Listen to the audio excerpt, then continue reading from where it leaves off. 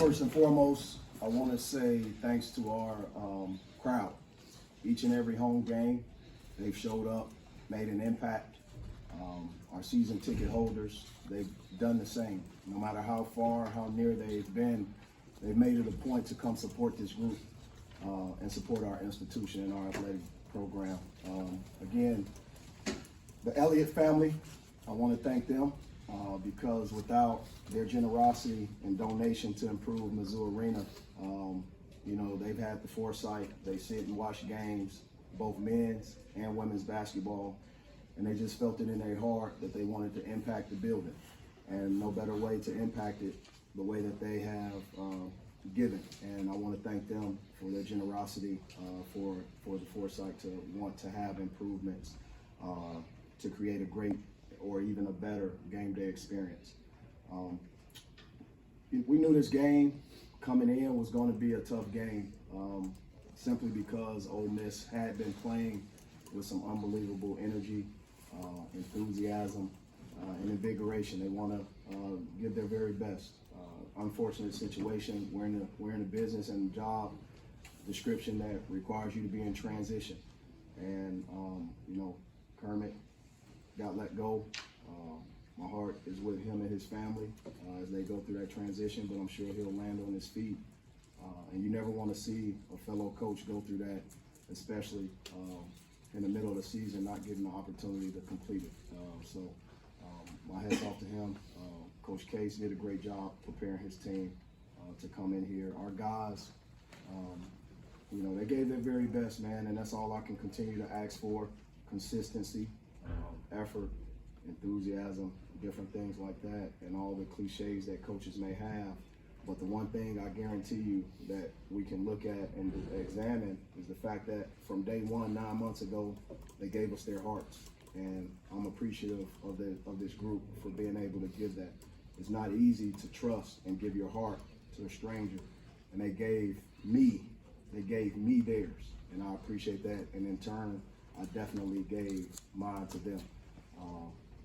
I'm looking forward to whatever our future holds, to be able to finish up the SEC season in my first go-around as a Whitten family head men's basketball coach. It's been fun, and I'm excited about the next stage. Questions? Dennis, after the game, hugging all those guys walking out of the tunnel there, especially the ones you've known for a while, DeAndre and obviously Trey. What was that like for you? I hug them every day. So, sometimes some coaches wait for events like this to hug them and tell kids that they love them. I've been doing it from day one, and so it's easy.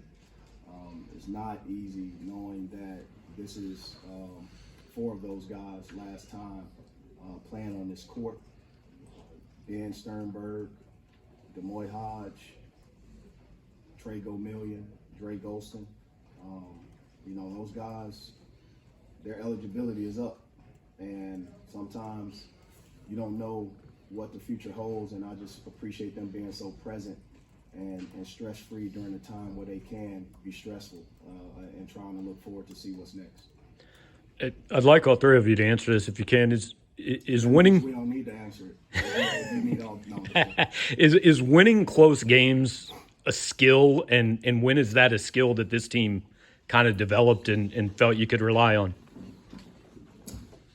I mean, I think we've all had it in our blood. I mean, we're not a young team. We've all come from good programs, and we have a really good coach that teaches us every day. So I feel like it's something that started at the beginning of the year, and we just roll with it. So I think it's just been with us the whole time.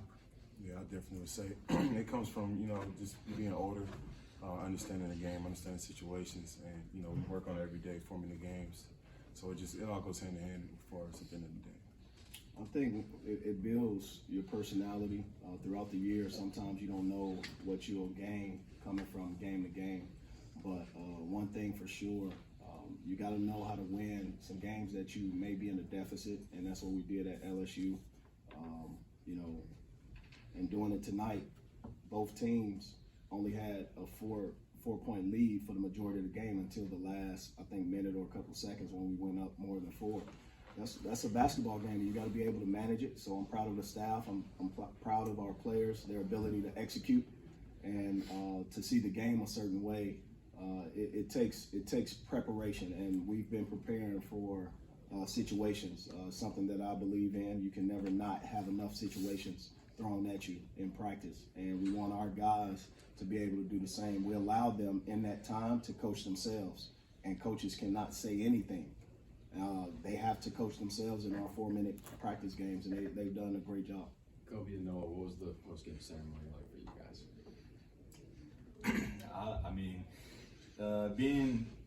Obviously this is my senior year now, so I've always been a part of the guys that have been on the side watching. So for it to actually be me walking out there with my family, it was pretty cool. You know, just feeling the support and the love that everybody has for us, and having my mom, my dad, my brother, my sister there by my side. It was really cool. Definitely, it's definitely a fun moment being able to play in front of a crowd like that for 4 years. To bring Mizzou basketball back, it's a fun experience. I'm happy to be able to graduate from the University of Missouri, and it was a surreal moment. Kobe, when you were walking down the tunnel, they were screaming, the fans were screaming, one more year, one more year. What are your thoughts about that?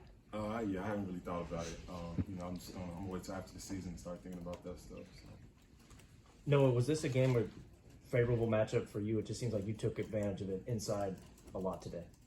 To be honest with you, I just took what I was given. So I think I'm really hitting my groove right now, playing well. The team's playing very well. So I'm just try to go out there and do whatever I need to do to help the team succeed. Dennis, I know you've talked a lot about how he's such a good 2-point shooter. Like, was this the kind of game you need to see from him? Well, I want him to play with confidence. That's the most important thing. I don't like it when he gets frustrated. I don't like it when he tries to be perfect, because that's not the game of basketball. I want guys to go out there and enjoy themselves, but also read the game the right way. And he read the game the right way. He was able to use his back to the basket ability that a lot of you guys probably hadn't been gifted to see as much this season. But he does a good job, man, and he works on every part of his game, from ball handling to shooting to back to the basket. He's just not a shooter, and sometimes he can just get labeled that because he is a great shooter. But ultimately, I'm proud of his inside-outside and his 2-point field goal percentage, which is one of the tops in the country, I think. Coach, on a day dedicated to the seniors, Aiden ends up playing a big role on both ends of the floor. Yeah. Assess what you're seeing from the true freshman heading into the postseason. Well, I'll say this. Sometimes we lose sight of what this day is about. It's about the entire team. There's only one team of the 22-23 season. So as we look at seniors, yes, it's seniors, but you have to also recognize the team. Aiden Shaw will only be a freshman one time, and he's done a great job. But these guys have done a great job of big brother, playing big brother role, not giving him anything easy every day in practice and forcing him to grow, but also holding him accountable, and that's what it takes. He's gotten some DMPs, but it was great to see him play 19, close to 20 minutes and impact the game how I know he can impact it, because it was beautiful to see. I think he got into a groove where he was able to scout for some rebounds and grab them with two hands, but also come out of the sort of crowd with a couple rebounds, and that's what he's been struggling with the most as an early young player in his career. And I thought he got better at it tonight, without a doubt. And you just want him to continue to grow and take strides. Dennis, were you aware of what had happened at any point in the Auburn-Tennessee game, and was the double bye at all in your mind going into the day? No, I wasn't aware of it until I did radio, until we were in the locker room, and guys were told the same. And I think our players, we taught each other how to just stay in the moment and enjoy where our 2 feet are, and that's where our mind has to be. That's where our heart has to be to yield the results that we're yielding. If you get too far ahead of yourself, you can miss something. And we want to obviously try to catch everything gap-free to be able to move forward and learn the things we need to learn and capture the moments and enjoy each other. I guess that's a good thing, right? A double bye. That's what you try to play for, but we were playing to win the SEC championship, and that's what our goal was set. So we fell short of our goal, I can tell you that. The big picture is the next phase of our season begins. I don't know what the other bracket looks like, but it's still, a good thing to be able to get a double bye. Dennis, you talked about Noah reading the game. You had a number of straight possessions where either Noah or Kobe was getting the ball down low there late. Was that something that was stressed, going in, late in the game, or did those guys just kind of see, hey, this is what's there? Yeah, it's a sort of package that we have, and Coach Nutt does a great job in situations with sort of like a special teams moment. You have baseline out of bounds, you have sideline out of bounds, but that's a special situation for us when you start reading the game a certain way and knowing what needs to be done. And our guys executed it no different than a 2-minute drill. They executed those plays, those touch points, those entries, and obviously executed with their back to the basket in the paint. Dennis, the Hawks with 5 steals today. Can you speak a little bit on his defensive presence down the stretch of the season? I think it speaks for itself. I think it speaks for itself. I think I said at our press conference early on, for us to be successful, we got to have somebody on an all-defensive team, if not, or Defensive Player of the Year. And he's done a job in that department that sticks out. He's not just a shooter. He has some of the quickest hands. He's one of the best shot-blocking guards I've seen, but also the anticipation that goes along with being able to capture 5 steals. That's back-to-back games. He's had 5+ steals. That's 5 extra possessions, and I'm going to continue to push him to keep getting better. It's situational, knowing when to read, when to take the gambles, and when not to. But I'm proud of him. Proud of all these guys. For the players, does anything change as you enter this part of the season? Obviously, want to go home time, but do you approach anything differently? Do you go through practice differently? Do you change your approach? No, I don't think so at all. We have the same mindset since we began the season. Before, like even when we got here, our mindset's been the same. So, Coach Gates says it every day. Our goal is to play on April 1st and April 3rd. So, that's the same mindset we've had at the beginning of the season. That's the same mindset we'll have now. Any other questions? Noah, you scored a handful of baskets out of the post tonight. How would you say your post game has developed? Not just since you've been at Mizzou, but over your college career. I think. I grew up a bigger kid, so I was always in the post. So,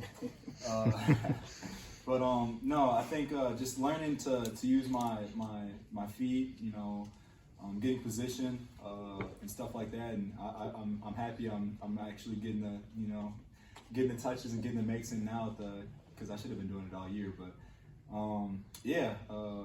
just something I've done my whole life. So. He's improved so much that sometimes you get distracted by wanting to show what you have gotten better at. And he's gotten better at his perimeter game through his last 5 years of playing basketball. It's something that he wasn't able to do early on in his young basketball career. But you have to remain consistent and never forget those basic things, those grassroots things that you have learned, and it's a gift. And he's been gifted to be able to shoot the ball and then have the footwork he has, but also back to the basket, patience. Everyone doesn't have that. I am proud of also the other parts of his game that's developing. Defensively, he's been able to change shots. He's been able to switch 1 through 5, which is crucial, being able to guard guards. I don't think those are things that he was given the opportunity or the credit that he is able and capable of doing that, and the same with Kobe. These guys are tremendous, versatile players, and that's something that stands out as it relates to who they are, but also guys that impact the game the way that they do consistently. Kobe, I think you used the phrase to bring Mizzou basketball back. For you, who's been here through all of this, what's that mean, especially in a year where, as Coach likes to remind everybody, probably not a lot of people saw it coming for you? By that I meant just like the fan engagement, the engagement we have in the community, just the smiles we put on everyone's faces. That's mostly the biggest part for me. Kobe, what did it mean for you, and what possibly might be your final year here? Having this kind of response from the fan base and this success with the team. It definitely means a lot. We'll talk after the season, right? Yeah, we'll talk after the season. But no, they show a lot of love, and I love them for that. So. All right, one last question. Dennis, I'm curious. You've talked a lot about trying to get to the free throw line and having your players do that. bunches. I'm curious what your thoughts were on that tonight, and how important is it to have guys on nights where you don't get to the free throw line as much to still be able to go up there and make them when it matters late in games? Yeah, it was lopsided for a second, without a doubt. We shot 4 free throws probably in the first 30 minutes of the game. But again, in those situations where we ended up putting the ball where we needed to put it in, once our situation and the time on the clock demonstrated that, our guys executed. And you either want to come away with layups or free throw shots, and that's where we were able to execute down the stretch. Credit Ole Miss. They played an unbelievable game, and unfortunately, someone has to get the loss. And I'm just glad our guys didn't. I'm glad we prevailed in front of our crowd, and it was a great send-off for our seniors. So I'm thankful. All right, thanks.